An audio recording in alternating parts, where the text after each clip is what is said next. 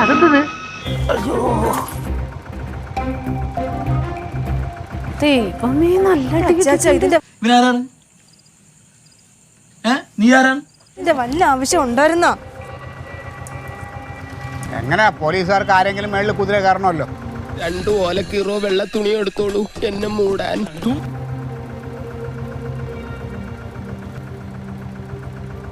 അവിടെ ഇരിക്കേ. മാതാനം പിടിച്ച സത്യം വിശ്വസിക്ക്. ഞാൻ സമരത്തിന് പോയതല്ല, ഞാൻ കടയിൽ ജോലിക്ക് പോകാനായിട്ട് ഒരുങ്ങി ജംഗ്ഷനിലോട്ട് ഇറങ്ങിയതാ. അയ്യോ, എന്നിട്ട് എന്ത് പറ്റി? അപ്പൊ റോഡിന്റെ എതിർവശത്തൂടെ എന്റെ കൂട്ടുകാരൻ സാബ് ബൈക്കാൻ പോകുന്നുണ്ടപ്പോ അവന്റെ വണ്ടിക്കകത്ത് ലിഫ്റ്റ് അടിക്കാൻ വേണ്ടി ഞാൻ റോഡ് ക്രോസ് ചെയ്തു. സ്വാഭാവികം. അതെ, എനിക്ക് ഓർമ്മയുള്ളൂ. റോഡ് ക്രോസ് ചെയ്തപ്പോ മന്ത്രിയുടെ വണ്ടി വരുമെന്ന് ഞാൻ അറിഞ്ഞു. കുറെ പ്രവർത്തകരും പോലീസുകാരെല്ലാം പിടിച്ചു മാറ്റി. പിന്നീട് എന്താണ് ഉണ്ടായെന്ന് വെച്ചാല് എന്റെ കിളി പോയി സാറേ. കൈ കിട്ടുന്നത് മൊത്തം എടുത്തിട്ട് അടിച്ചു. റോഡ് ക്രോസ് ചെയ്യാൻ നീ വെറുതെ കള്ളത്തരം പറയല്ലേ. ആവശ്യമില്ലാത്ത കാര്യം പറയരുത് പോലീസുകാരെ പറ്റി. അച്ചമ്പി, സത്യമായിട്ടും അവര് പിടിക്കുന്നതിനും അടിക്കുന്നതിനും ഒരു കാരണമുണ്ട്. എന്താ കാര്യം? അതാണ് ചോദിക്കുന്നത്.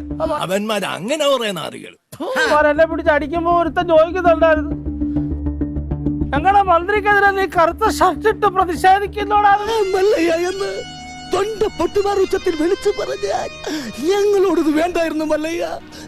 പറഞ്ഞ് ചെടിച്ചട്ടി എടുത്തത് പുറത്തിറക്കി വെച്ചത്. നീ കറുപ്പാണ് ഇട്ടിരുന്നത്.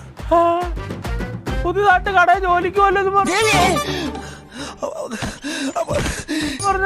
റോസ്മേരി ഒരു കറുത്ത പുതിയ ഷർട്ട് ഇട്ട്.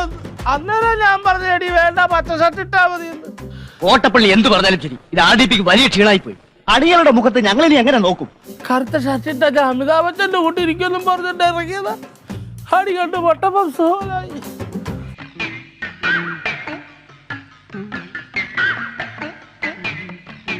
അയ്യോ, അല്ലാതെ ഞാൻ 500 രൂപ ബിരിയാണി കണ്ട് സമരത്തിന് ഇറങ്ങിയതല്ല.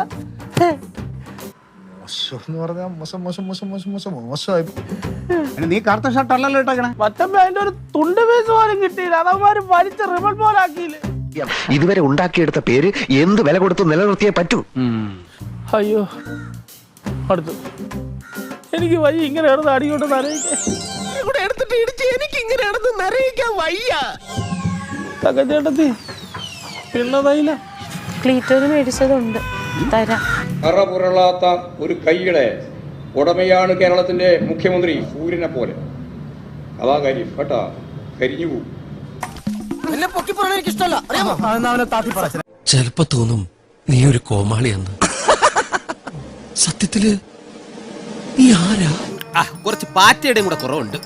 അത് നീ എന്റെ കഞ്ഞിയിൽ ഇട്ടോണ്ടിരിക്കല്ലേ.